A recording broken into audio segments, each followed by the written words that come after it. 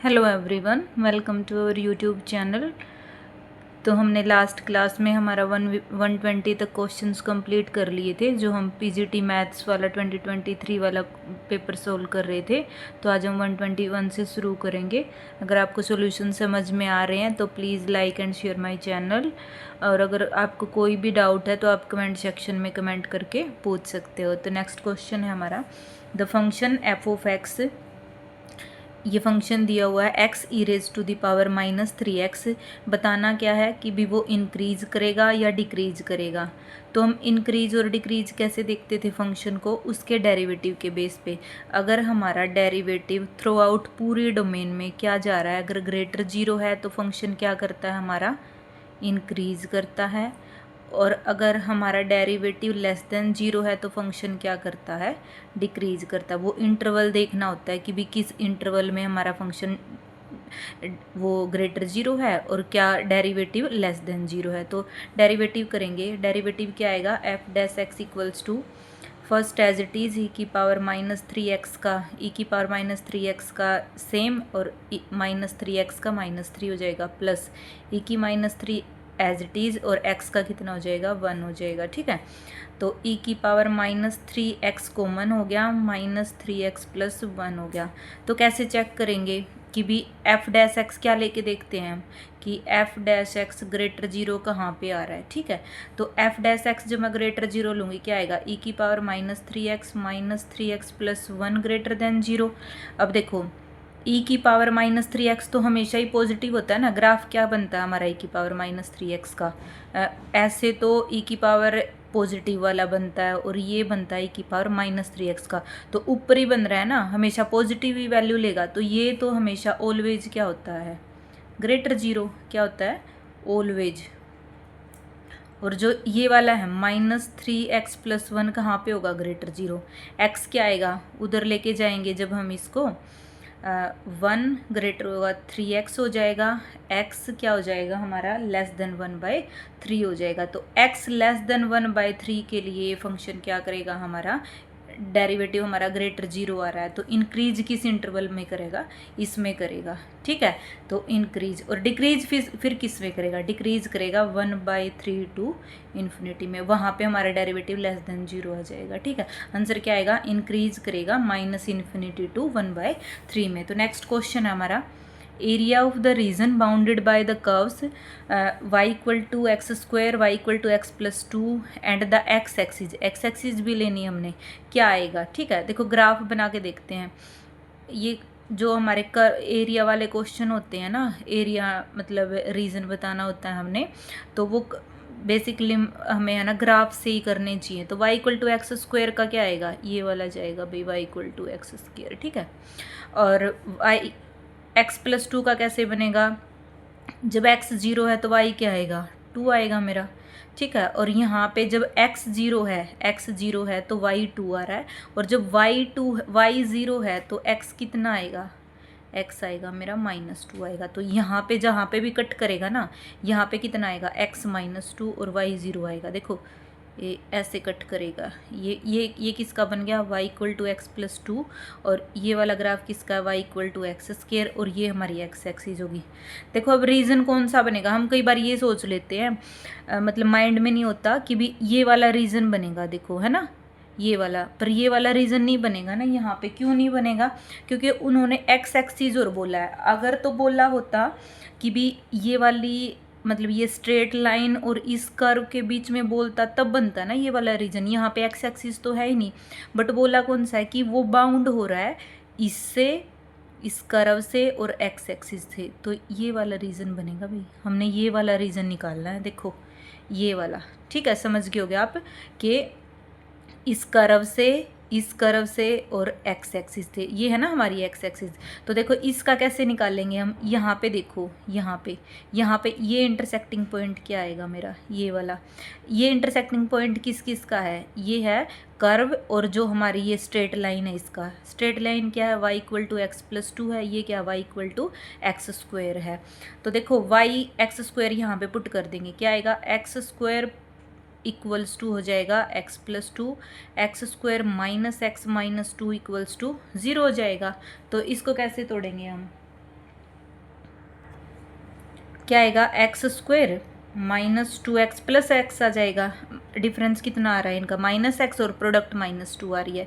X common आया तो x -2 और +1 आया तो x -2 इक्वल्स टू 0। तो x की क्या क्या वैल्यू आई, एक 2 आएगी और एक -1 आएगी। तो यहाँ पे तो x नेगेटिव है ना, तो x कितना आया यहाँ पे -1 आएगा। x -1 आएगा तो x अगर -1 है तो यहाँ पे x अगर -1 है तो y कितना आ रहा है मेरा। y की वैसे भी हमें ज़रूरत भी नहीं पड़ेगी, बट देख लेते हैं कि x अगर -1 है तो y कितना है 1 है। x -1 है, y कितना है 1 है।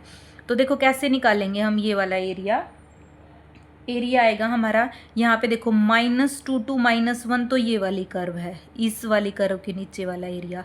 और जब -1 to 0 लूँगी ना, -1 to 0 तो हमारी y इक्वल टू x² वाली कर्व है। ठीक है, तो क्या आएगा जब मैं लिमिट लूँगी -2 to -1, आई होप आपको समझ में आ रहा है कि जब मैं -2 to -1 लूँगी तो ये वाली कर्व है कौन सी, x+2 है। और प्लस क्या आएगा -1 to जब मैं 0 लूँगी, यहाँ -1 to 0 लूँगी तो कर्व कौन सी है मेरी x² है। तो ये वाला इंटीग्रेशन सोल्व करेंगे, ये आएगा हमारा एरिया। ठीक है, क्या आएगा भाई ये x का x+2 का x²/2 + 2x आ जाएगा। लिमिट क्या लगेगी -2 to -1 लगेगी, प्लस आएगा x³/3 हो जाएगा और -1 to 0 लगेगा। ठीक है, ये आएगा हमारा -1 पुट करेंगे जब 1/2, ये -2 हो जाएगा, फिर माइनस आएगा माइनस लोअर लिमिट, ये पुट करेंगे 4/2 हो जाएगा, फिर माइनस ये यहाँ पे एक माइनस और एक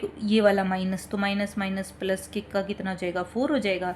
एक ये आएगा और ये जब 0 पुट करेंगे तो 0 और माइनस माइनस कितना हो जाएगा +1/3 हो जाएगा। ठीक है, तो ये कितना बनेगा 4 - 2 कितना हो गया 2 हो गया, और ये कटा 2 पे, तो 4 - 2 2, ये माइनस का 4 प्लस का 4, ये तीनों कट गए, ये कितना आया 1/2 आया, ये कितना आया 1/3 आया मेरा। ठीक है, एलसीएम कितना आया 6 आया, 3 + 2 कितना हो जाएगा मेरा 5/6, 5/6 आंसर आएगा। क्या आएगा ये वाला आएगा। ठीक है, आई होप आपको समझ में आ गया होगा। हाँ जी, तो नेक्स्ट क्वेश्चन हमारा, if the trivial solution is the only solution of the system of equations. वो कह रहा है कि ये 3 सिस्टम ऑफ इक्वेशंस दी हुई हैं, कह रहा है कि इसका सिर्फ एक ट्रिवियल सॉल्यूशन ही है। देखो ट्रिवियल सॉल्यूशन क्या होता था, x = y = z = 0। तो कैसे निकालते थे, अगर सिर्फ एक ट्रिवियल सॉल्यूशन है उसका तो क्या होता था, जो हम x के कोफिशिएंट से डिटर्मिनेंट बनाते हैं ना, वो हमारा नॉन जीरो आता है। ठीक है, तो क्या बनेगा हमारा डिटर्मिनेंट, x का कोफिशिएंट 1, y का -k, z का 1, ये k आएगा, ये 3 आएगा, ये -k आएगा, ये 3 आएगा, ये 1 आएगा, और ये कितना आएगा -1। तो क्या लेते थे कि डिटर्मिनेंट नॉट इक्वल्स टू 0 लेते थे हम। ठीक है, तो यहाँ पे क्या है, जो k की वैल्यू निकालनी होगी वो पूरे r में से निकाल देंगे हम। ठीक है, क्योंकि रियल वैल्यूज़ पे है ना ये। तो क्या आएगा हमारा डिटर्मिनेंट सोल्व करेंगे 1, ये वाला क्रॉस करेंगे, -3 माइनस माइनस प्लस k हो जाएगा, ये माइनस लेंगे, minus minus plus. I hope आपको डिटर्मिनेंट सोल्व करना आता है। तो ये जाएगा तो ये कितना आएगा -k, माइनस माइनस प्लस का 3k हो जाएगा, और जब ये आएगा +1 आएगा ये, तो ये कितना आ जाएगा मेरा k - 9 आ जाएगा। ठीक है, तो ये नॉट इक्वल्स टू 0 लेना है हमने। यहाँ से ये सोल्व करेंगे हम, कितना आया मेरा -3 + k -k² + 3k² + k - 9 equals to not equals to 0। ठीक है, यहाँ पे क्या आएगा, ये माइनस प्लस है ये, तो 2k² और ये कितना आ जाएगा 2k, और माइनस का कितना आएगा 12, नॉट इक्वल्स टू 0। 2 कॉमन आ जाएगा, k² + k माइनस का 6 नॉट इक्वल्स टू 0। ठीक है, तो ये कितना आएगा, यहाँ से फैक्टर करेंगे इसको, k² + 3k हो जाएगा, माइनस का 2k हो जाएगा, -6 नॉट इक्वल्स टू 0। तो यहाँ से k कॉमन निकालेंगे, कितना आया k + 3 आया, यहाँ से -2 कॉमन निकाला तो k + 3 आया, नॉट इक्वल्स टू 0। तो k की क्या क्या वैल्यू आई, k की वैल्यू नॉट इक्वल्स टू -3 और क्या आई 2 आएगी, है ना। तो क्या क्या निकालेंगे हम यहाँ से, मतलब पूरे रियल में से k की वैल्यू -3 और 2 निकालेंगे, तो ये वाला आंसर आएगा हमारा, ठीक है। ट्रिवियल सॉल्यूशन के लिए क्या होता है हमारा, x = y = z = 0 होता है, और अगर ये वाला सॉल्यूशन निकालना है हमने तो हमारा डिटर्मिनेंट क्या होता है, नॉन जीरो होता है, ठीक है। तो नेक्स्ट क्वेश्चन है हमारा, इफ़ ए कोई 3x3 मैट्रिक्स, अभी इसके मैंने ऑप्शंस नहीं लिखे, चलो निकाल लेते हैं कि वैल्यू क्या आएगी इसकी। अगर ए कोई 3x3 मैट्रिक्स है एंड ए का डिटर्मिनेंट 6 है, then determinant of 2 adjoint of A का डिटर्मिनेंट कितना आएगा। देखो जब हम डिटर्मिनेंट में से, जैसे के ए होता है हमारा, तो जब हम के बाहर निकालते हैं, हमारे क्या है, कांस्टेंट बाहर निकालते हैं, अगर इसका n×n की मैट्रिक्स होती है ये हमारी, ठीक है, तो बाहर क्या निकलता है, k की पावर n निकलती है, k की पावर n निकलती है। अगर तो एडजॉइंट है, एडजॉइंट को कैसे सोल्व करते हैं हम, एडजॉइंट को कैसे सोल्व करते हैं, एडजॉइंट में अगर डिटर्मिनेंट के अंदर एडजॉइंट है ना, वो उसकी पावर में एक माइनस होके निकलता है। मतलब अगर एडजॉइंट ऑफ ए दिया हुआ है ना हमें, डिटर्मिनेंट ऑफ एडजॉइंट ऑफ ए दिया हुआ है, तो ये बाहर निकलता है डिटर्मिनेंट ऑफ ए की पावर n-1 होके, ये दोनों रिजल्ट लगेंगे भाई। अगर हमारी क्या है, n×n की मैट्रिक्स है, ये दोनों रिजल्ट लगेंगे। यहाँ पे देखो क्या दिया हुआ है, 2 एडजॉइंट ऑफ ए दिया हुआ है, डिटर्मिनेंट ऑफ, ठीक है। अब देखो 2 को बाहर निकालेंगे, 2 कांस्टेंट बाहर निकलेगा हमारा डिटर्मिनेंट में से, क्या निकलता है, n पावर ओके, डिटर्मिनेंट की कितने क्रॉस कितने का, 3×3 का, तो 2 की पावर क्यूब होके निकलेगा, ठीक है। क्या आया, एडजॉइंट ऑफ ए आएगा। अब देखो एडजॉइंट को जब मैं बाहर निकालती हूँ तो क्या होके निकलता है, वो n-1 मतलब 3-1 होके निकलेगा, डिटर्मिनेंट ऑफ ए की पावर 3-1। तो देखो ये 8 हो गया, इंटू में ए का डिटर्मिनेंट कितना दिया हुआ है, 6 दिया हुआ है, 6 की पावर कितनी आएगी, 3-1 2 आएगी, तो कितना है, 8 × 36 आएगा, तो कितना आया, 8×6 = 48 हो गया, 4 8 × 24 और 4 कितना हो जाएगा, 28, तो 288 आएगा भी इसका आंसर, कितना आएगा, 288 आएगा। आप चाहे इसको जो ऑफिशियल पेपर है हमारा उसमें चेक भी कर सकते हो कि इसका आंसर कितना आएगा। हाँ जी, तो नेक्स्ट क्वेश्चन है हमारा, the position vectors of the vertices A B and C of triangle A B C are respectively. Position vectors दिए हुए हैं हमें ये वाले ए बी सी के। The length of the bisector A D of angle B A C where D is on the line segment B C. देखो एक triangle दी हुई है हमें, ठीक है, angle bisector A B C दिया हुआ है हमें, ए बी और सी दिया हुआ है। वो कह रहा है कि D the length of bisector D, यहाँ पे कोई डी है, ये आया, इस एंगल का बाइसेक्टर है, मतलब इस एंगल को हाफ में कट कर रहा है, ये वाला जो ये हमारा ए डी है, जो लेंथ है, ये डी आ गया मेरा, ठीक है। तो वो कह रहा है कि ए डी की लेंथ बताओ, the length of the bisector A D of angle B A C where D is on the line segment B C पर है। देखो कैसे सोल्व करेंगे, दिया हुआ क्या है हमें, पोजीशन वेक्टर दिए हुए हैं, ए का दिया हुआ है ये वाला, बी का ये दिया हुआ और सी का ये दिया हुआ, ठीक है।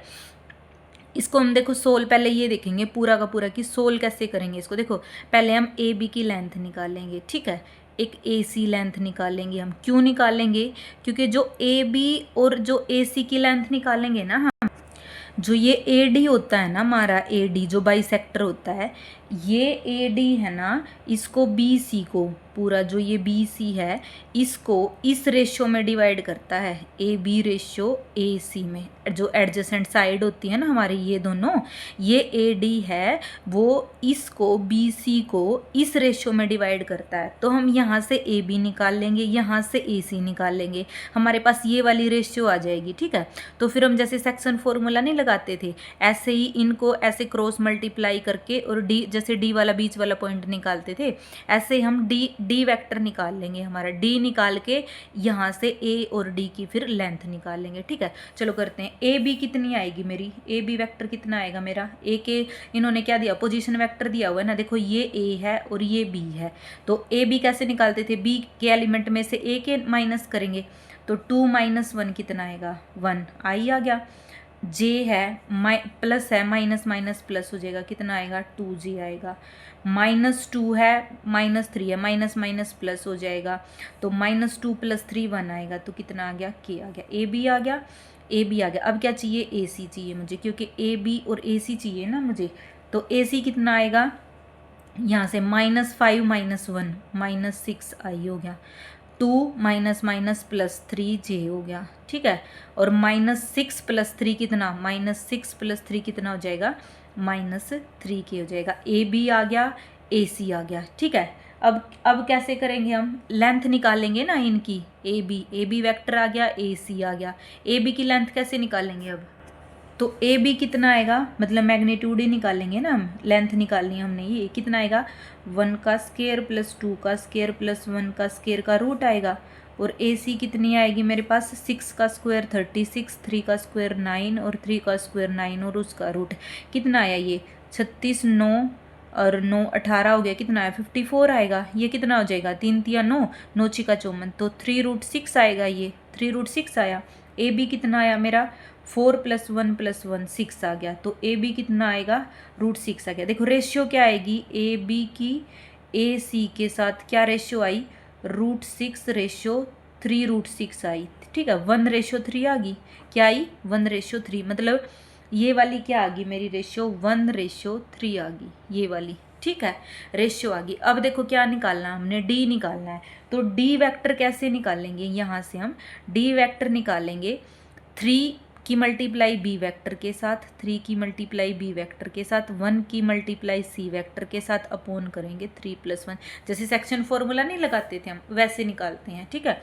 तो डी कैसे आएगा, अब देखो 3 की मल्टीप्लाई करो बी के साथ, बी ये वाला है हमारा 2i + j, ये है भाई 2i + j - 2k है, तो 3 × 2 6i हो जाएगा, +3j हो जाएगा, और -6k हो जाएगा, प्लस सी हो जाएगा, -5i हो गया, +2j हो गया, और -6k, और अपोन में कितना हो जाएगा 4 हो जाएगा। ये कितना आया, 6 में से 5 गया, i हो गया, j 5j हो जाएगा, और ये माइनस माइनस कितना हो जाएगा 12k हो जाएगा भाई, और नीचे कितना आया 4 आएगा, ठीक है।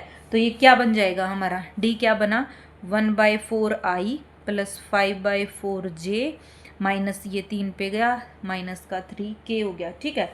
डी वेक्टर आ गया भाई, ये मेरा डी वेक्टर आ गया। निकालना क्या है अब, निकालना क्या है, ए डी की लेंथ निकालनी थी ना। ए वेक्टर क्या दिया हुआ है, देखो मैं यहाँ लिखती हूँ, ए वेक्टर दिया हुआ है मेरा i - j - 3k दिया हुआ है, ठीक है। ए डी कैसे निकालेंगे, देखो ए डी यहाँ पे निकालते, ए डी के कंपोनेंट में से ए माइनस करेंगे, 1/4 - 1 कितना हो जाएगा, 1/4 - 1 कितना हो जाएगा, -3/4, -3/4 i हो गया।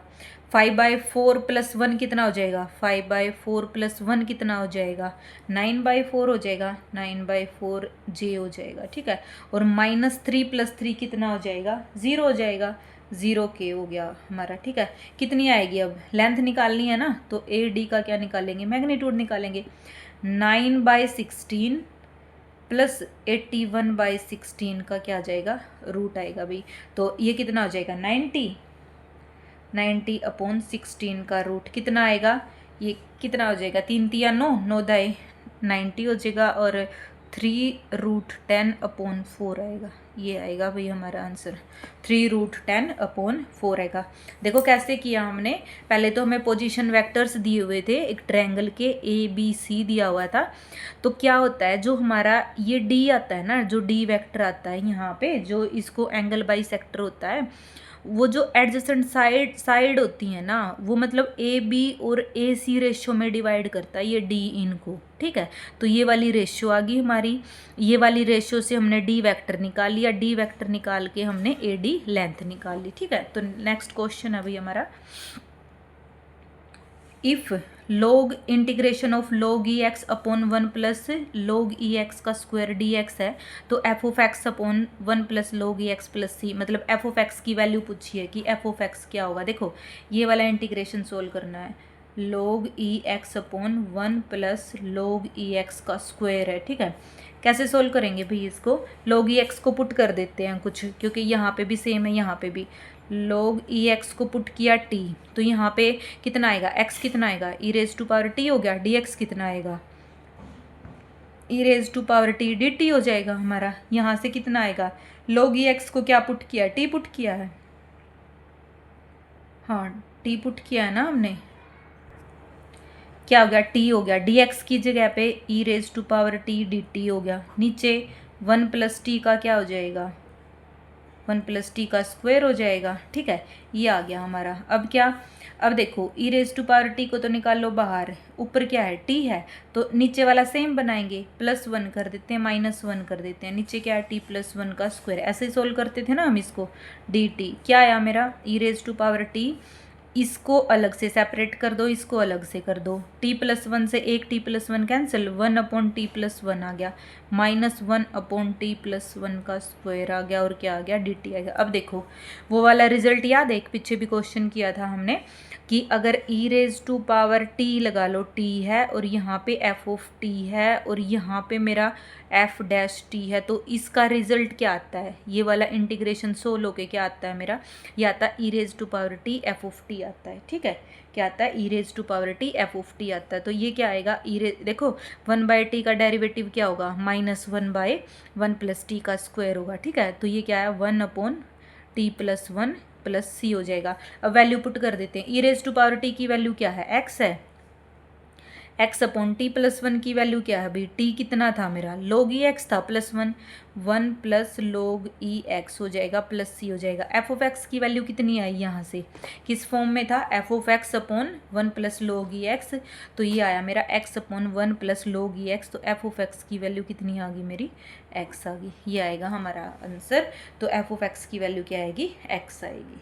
हाँ जी, तो नेक्स्ट क्वेश्चन है हमारा, the sum of all numbers that can be formed with the digits 2, 3, 4, 5 taken all at a time is equal to, देखो क्या कहाँ तक किया था हमने, हम तो ये करते थे कि भी 4 डिजिट दी हैं उससे हम कितने नंबर बना सकते हैं। अब पूछा क्या है उन्होंने कि वो जितने भी 4 डिजिट के नंबर बनेंगे ना उन सब का सम पूछा है। ठीक है, the sum of all numbers that can be formed with the digits this taken all at a time is equal to, मतलब 4 डिजिट का कोई नंबर कितने नंबर बनेंगे और उन नंबर का सम क्या होगा। तो इसके लिए भी एक फॉर्मूला होता है हमारा, ये पहले मतलब एस्टेट में तो नहीं आता ये क्वेश्चन, बट DSSB में तो आया हुआ है ये वाला क्वेश्चन। तो इसका एक डायरेक्ट फॉर्मूला होता है, फॉर्मूला क्या होता है हमारा, फॉर्मूला होता है कि भी सम ऑफ ऑल, मतलब n पे डिफाइन करेंगे हम, सम ऑफ ऑल n डिजिट, मतलब n डिजिट का कोई नंबर बनाना है हमने, n digit numbers formed by n non zero digits, मतलब यहाँ पे भी क्या है कि भी 4 डिजिट का कोई नंबर बनाना है और 4 डिजिट से ही बनाना है। तो यहाँ पे n है कि भी sum of all n digit numbers formed by n non zero digits. ठीक है, नॉन जीरो डिजिट्स, उसका फॉर्मूला क्या होता है अभी हमारा, वो सम का फॉर्मूला होता है, यहाँ पे आता सम ऑफ डिजिट्स कि जो उसकी सम ऑफ डिजिट्स क्या होगी, सबकी डिजिट्स का सम किया, इनटू में क्या आता है, इनटू में आता है n-1 फैक्टोरियल, मतलब यहाँ पे n क्या होगा हमारा 4 हो जाएगा ना, हमें 4 नंबर दिए हुए हैं, और इनटू में क्या आता है 1 1 1 आता है हमारा n टाइम्स। अब मेरे पास तो 4 है तो मैं 1 1 1 4 बार लिखूंगी। ठीक है, तो सम ऑफ डिजिट्स कितना है, सम ऑफ डिजिट्स है 2 + 3 + 4 + 5, कितना हो गया, 5 और 4 9, 9 और 3 12, 13 14 14 हो गया। ठीक है, n-1 फैक्टोरियल कितना हो जाएगा, 4 - 1 3 फैक्टोरियल, और 1 1 1 कितने टाइम मल्टीप्लाई करेंगे, 4 टाइम, 1 1 1, ये हो गया, ये आएगा हमारा आंसर। ठीक है, तो 3 × 2 3 फैक्टोरियल 6 हो जाएगा, 14 × 6 हो जाएगा, और मल्टीप्लाई में क्या आएगा 1 1 1 आएगा। ठीक है, 14 6 84, गुना में कितना हो जाएगा 1 1 1। अब देखो इस मल्टीप्लाई को कैसे करते हैं, ऐसे कर लेते हैं, 80 + 4 लिख लेंगे इसको। ठीक है, 1 1 ऐसे आसानी से हो जाएगा ना ये, यहाँ से 8 इसकी मल्टीप्लाई करेंगे क्या आएगा 0, और 8 8 8 और 8 हो गया, ये आएगा, और प्लस में क्या आएगा 4 से मल्टीप्लाई होके 4 4 4 और 4 कितना आया 4, 8 और 4 12, 8 4 12 और 1 13, 8 4 12 और 1 13 हो जाएगा, 8 और 1 कितना हो जाएगा 9 हो जाएगा, 93324 आएगा, 93324 आएगा, ये आएगा भी आंसर। तो ये वाला फॉर्मूला आपने ध्यान रखना है अभी कि सम ऑफ डिजिट्स इनटू में n-1 फैक्टोरियल और इनटू में 1 1, अगर मान लो यहाँ पे n की वैल्यू 5 होती तो उन 5 डिजिट का सम आता n-1 4 फैक्टोरियल आता और यहाँ पे 1 1 1 1 5 टाइम आता हमारा, ठीक है। तो नेक्स्ट क्वेश्चन है हमारा, the value of a for which x square a x plus this sine inverse x square minus 4x plus 5 plus cos inverse this x square minus 4x plus 5 equals to 0 has at least one solution is, मतलब कि भी उसको कम से कम एक solution मिले, वो ए की value बताओ, ठीक है। देखो सबसे पहले तो ये देखो साइन इनवर्स क्या दिया हुआ है, साइन इनवर्स हम वो नहीं लेते थे, sign inverse x plus cos inverse x हमारा क्या होता था, π/2 होता था। लेकिन इसकी डोमेन जो हमारी ये डोमेन होती है ना, इस पे रिस्ट्रिक्शन नहीं होती है साइन इनवर्स, इनवर्स हम ऐसे ही नहीं लगा सकते ना। तो देखो जो ये डोमेन है ये किस किस के बीच में, इनवर्स की डोमेन कहाँ से कहाँ होती है, -1 और 1 के बीच में होती है ना हमारी। जैसे साइन की रेंज होती थी -1 और 1, ऐसे ही साइन इनवर्स की डोमेन क्या होती है, -1 और 1 होती है। X square minus 4x plus y less than equals to 1 हो गया, ठीक है। तो यहाँ से कैसे निकालेंगे, अब देखो इस पे देखते हैं ये क्या बनेगा, x square minus 4x plus 5 दिया हुआ है, फैक्टर नहीं, इसको क्या करते हैं होल स्क्वायर बना लेते हैं। यहाँ से ये 2 इंटू 2x हो गया, जैसे 2 इंटू 2x हो गया, तो क्या करेंगे 4 प्लस कर लेंगे और 4 प्लस कर लेंगे और 4 माइनस कर लेंगे, x square minus 4x plus 4 हो जाएगा, -4 प्लस 5 हो जाएगा। ये किसका बना, x माइनस 2 का होल स्क्वायर हो गया, A square plus B square minus 2ab plus 1। ये वाली वैल्यू हमारी ये बन गई -1 लेस देन इक्वल्स टू 1। देखो ये वाली वैल्यू x इक्वल्स टू 2 पे, देखो x इक्वल्स टू 2 पे ये वैल्यू कितनी बनेगी मेरी, 1 बनेगी, मतलब मिनिमम 1 बनेगी ना ये वाली वैल्यू, उससे तो आगे बड़ी ही वैल्यू आएगी ना मेरी। लेकिन मेरे पास रिस्ट्रिक्शन क्या है कि वैल्यू होनी चाहिए -1 और 1 के बीच में, तो सिर्फ एक वैल्यू कौन सी लेगी, ये सिर्फ एक वैल्यू लेगी, वो लेगी x इक्वल्स टू 1 ना, x इक्वल्स टू 1 नहीं भाई, ये वाली डोमेन में से देखो यहाँ से समझ आएगा। अब ये +1 है, ठीक है, ये क्या है greater than equals to 1 value है, क्योंकि ये स्क्वायर ये हमेशा पॉजिटिव होगा, +1 है हमारा, ठीक है।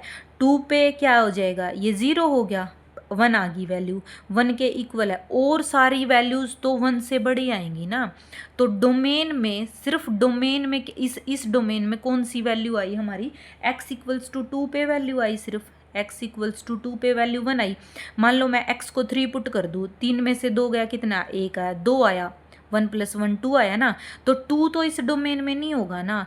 तो ये वाली the only value that satisfy the domain condition, देखो ऐसे लिखेंगे इसको, the only value that satisfy the domain condition, क्योंकि हमने तो डोमेन ही देखनी थी ना, और कोई मैं वैल्यू x की ले ही नहीं सकती, सिर्फ x इक्वल्स टू क्या आएगी मेरी 2 आएगी। अगर मैं और कोई वैल्यू लूँगी तो ये डोमेन से बाहर चला जाएगा, यहाँ पे सिर्फ यही देखना था हमने। तो x इक्वल्स टू 2 लिया मैंने, क्या आएगा, देखो ये तो क्या होता है sine inverse x plus cos inverse x, ये तो π/2 हो जाएगा, है ना। हमने डोमेन पे रिस्ट्रिक्शन देखी ली कि भी x इक्वल्स टू 2 आएगा मेरा, क्या आया x स्क्वायर 4 हो जाएगा प्लस 2a प्लस कितना हो जाएगा π/2 इक्वल्स टू 0 हो जाएगा, इन दोनों का सम π/2 आएगा। तो a की वैल्यू निकालनी है, कितनी आएगी 2a इक्वल्स टू -π/2 -4 हो गया, a की वैल्यू कितनी आएगी -π/4 और -2 आएगी। आंसर क्या आएगा मेरा -5/4 टू -2 आएगा। देखो भाई हम यहाँ पे सिर्फ एक ही चीज़ समझनी थी कि भी इनवर्स हम ऐसे ही नहीं लगा सकते, ठीक है। हमने डोमेन को देखना पड़ता है कि भी डोमेन कहाँ से कहाँ तक लाई कर रही है। यहाँ पे देखा हमने डोमेन -1 to 1 में जाएगी हमारी, यहाँ पे देखा कि सिर्फ एक ही वैल्यू आएगी मेरी, सिर्फ 1। कब आएगी वो भी जब मैं x को 2 पुट करूँगी, जब x की कोई और वैल्यू पुट करूँगी ना मैं, तो ये डोमेन से बाहर चला जाएगा, ठीक है। तो यहाँ पे सिर्फ x इक्वल्स टू 2 पुट किया हमने, और a की वैल्यू कितनी आई मेरी -π/4 टू -2 आएगी, ये वाला आएगा हमारा आंसर। हाँ जी, तो नेक्स्ट क्वेश्चन हमारा, एक फील्ड दिया हुआ है, field in the shape of A trapezium whose parallel sides are 25 meter and 10 meter. The non-parallel sides are 14 meter and 13 meter. The area of the field is, देखो क्या दिया हुआ है कि जो पैरेलल साइड है एक 25 मीटर है, ऊपर वाली हम छोटी ले लेते हैं, ऐसे बना लेंगे इसको। तो ये वाली 10 मीटर है और बोल रहा है मान लो ये 14 है मेरी, ये 13 मीटर है, ठीक है। ये 14 मीटर है और ये 13 मीटर है। तो कैसे करेंगे, बताना क्या है कि the area of the field, मतलब ये पूरा एरिया चाहिए। देखो हमारे पास डायरेक्ट तो कोई फॉर्मूला है ही नहीं। जो ट्रेपेजियम का एरिया होता है वो क्या होता है हमारा, एरिया ऑफ ट्रेपेजियम क्या होता है हमारा, एरिया ऑफ ट्रेपेजियम होता है हमारा 1/2। जो हमारी पैरेलल साइड्स नहीं होती ये वाली, इनका सम 25 + 10 हो गया। इनटू में क्या होता है, हाइट होता है भाई, ठीक है। ये वाली, ये हाइट, ये हाइट। अब ये हाइट निकालेंगे हम। हाइट कैसे निकालेंगे हम, देखो ये 14 मीटर दी हुई है हमें, ठीक है। और ये यहाँ से क्या करेंगे, इसके पैरेलल एक लाइन खींचेंगे, इसके पैरेलल, इसके यहाँ से यहाँ पे अगर मैं इसके पैरेलल खींचती हूँ ये वाली लाइन, तो ये वाली 10 होगी, 10 मीटर हो जाएगी मेरी, क्योंकि पैरेलल खींची है ना मैंने। टोटल 25 थी, ये वाली 10 गई, तो ये वाली कितनी बची, ये वाली यहाँ पे 15 मीटर बच गई। ये वाली, ये 15 है और ये कितनी होगी, ये 13 होगी। क्यों होगी 13, क्योंकि ये इसके पैरेलल ली है मैंने। और ये 14 होगी। तो अब देखो ABC, अब ABC एक ट्रायंगल नहीं बन गई, ABC जिसमें AB 14 है, BC मेरा 15 है और AC कितना है, 13 है। तो इस ट्रायंगल का एरिया निकाल लेते हैं हम। अगर मेरा इस ट्रायंगल का एरिया निकल गया मान लो यहाँ से, तो मैं इस H की वैल्यू नहीं निकाल लूँगी यहाँ से, एरिया निकल गया मान लो मेरा। तो एरिया निकाल के 1/2 बेस इंटू हाइट क्या हो जाता है मेरा, वो भी तो एरिया का फॉर्मूला होता है ना। तो यहाँ से H निकल जाएगा, ये वाली हाइट निकल जाएगी फिर मेरी। देखो एरिया निकालते हैं किसका, एरिया ऑफ ट्रायंगल ABC। कैसे निकालेंगे, पहले तो सेमी पैरामीटर निकालेंगे। मतलब पैरामीटर कितना आएगा, P आएगा मेरा, यहाँ पे करते हैं 15 + 14 + 13 कितना आएगा, 5 4 9 और 3 12 हो गया, 1 2 3 और 1 4, 42 हो गया। 42/2 कितना आएगा, 21 आएगा, ठीक है। तो एरिया क्या निकलेगा हमारा, 21 सेमी पैरामीटर, 21 माइनस हम 14 करेंगे कितना आएगा, 14 6 20 7 आ गया। और 21 में से 13 निकालेंगे हम, कितना आ गया, 8 आ गया। और 21 में से 15 निकालेंगे, 6 हो गया, ठीक है। इसका अंडर रूट होता है, एरिया का फॉर्मूला होता है हमारा। इसको क्या लिखेंगे, 3 × 7 हो गया ये हमारा, और ये × 7 हो जाएगा, ये 4 × 2 मतलब 8 हो गया। और 8 इसको 2 × 3 करेंगे, ये 16 हो गया और ये 3 हो गया, इसका रूट आएगा, ठीक है। ये 3 का स्क्वायर है, एक 3 आ गया, 7 का स्क्वायर है 7 आ गया, और ये 4 का स्क्वायर है तो 4 आ गया। कितना आया, 7 या 21 चौक 84। तो एरिया कितना आ गया मेरा, 84 आ गया। देखो भाई, तो यहाँ से एरिया आ गया। अब देखो इसको ABC माना था, यहाँ पे इसको कोई D पॉइंट मान लेते हैं। अब मैंने निकालना क्या है, निकालना है मैंने AD, H है ये मेरी, ठीक है। तो क्या होता है हमारा एरिया का फॉर्मूला, दूसरा क्या होता है, 1/2 बेस इंटू हाइट होता है, ठीक है। तो वो कितना हो गया, 84। एरिया तो निकाल लिया ना। 1/2 बेस कितना है हमारा, यहाँ पे 15 है ना हमारा, कितना है 15 हो गया ये। और H हमने निकालनी है जो कि AD है मेरी, 84 हो गया। तो यहाँ पे क्या आएगा, यहाँ पे आएगा ये AD क्या आया मेरा, 84/15 इंटू क्या आया, 2 आया, ठीक है। तो यहाँ पे अगर इसको काटेंगे, ये 3 पे कटेगा, हाँ 3 पे कटेगा, ये 3 पंजे 15 हो गया, ये 3 दूनी 6 हो गया, और 8 28 पे जाएगा ये, ठीक है।